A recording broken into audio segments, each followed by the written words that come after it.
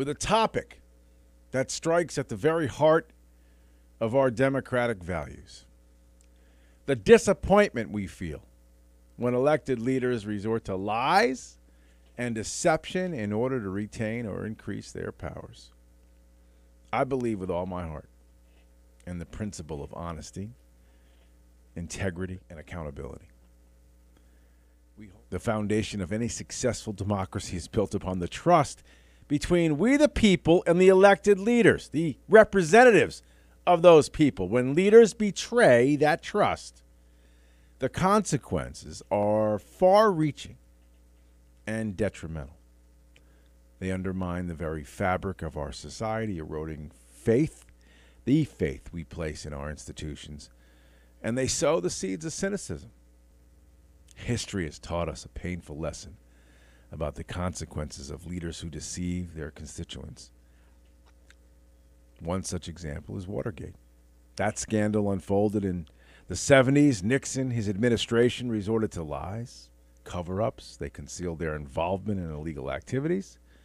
This breach of trust not only led to Nixon's resignation, but it also left an indelible mark on our nation's conscience.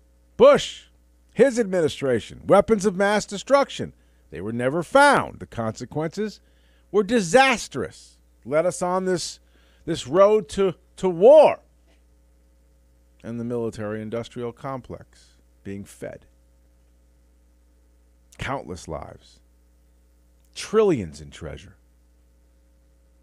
Of course, let us not forget the lies told by President Bill Clinton. But I want to say one thing to the American people. I want you to listen to me. I'm going to say this again. I did not have sexual relations with that woman, Miss Lewinsky. I never told anybody to lie, not a single time, never. These allegations are false. These examples illustrate the profound dangers of an insulated government that believes it can act with complete impunity. When leaders lie to protect their positions or advance their agendas, they manipulate the democratic process and obstruct the will, again, of we the people.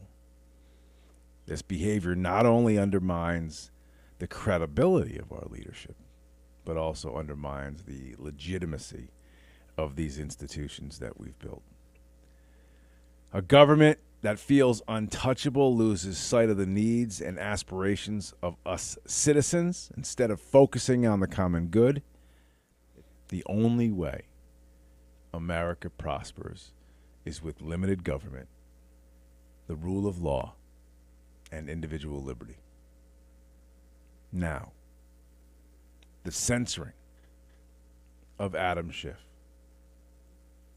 Small potatoes in the grand scheme of things, but maybe a start.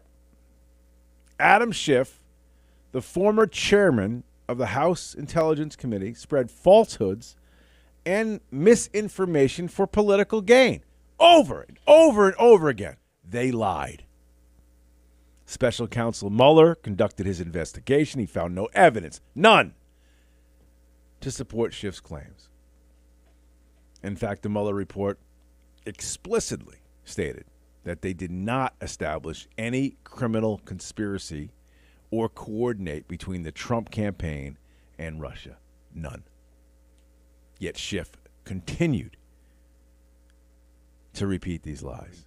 Damning evidence turned out to be baseless, misleading, ultimately damaging the credibility and undermining the public trust of our politicians yet again.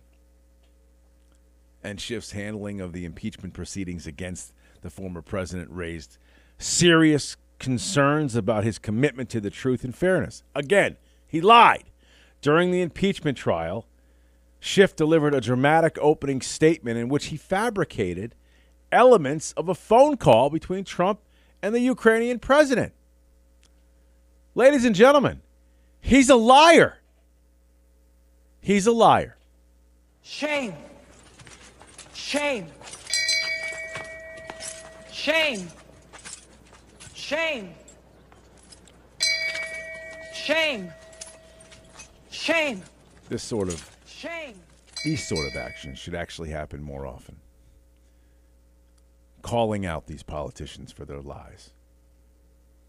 We value the principles of transparency and the principles of accountability. And we must understand that without them, we risk descending into tyranny. If you do not tell the truth to the American people, you are worthless. When they fall short of these standards, kick them out. They can make mistakes on policy. They can make a wrong decision on something. They cannot lie to us. When they lie to us, they've got to go.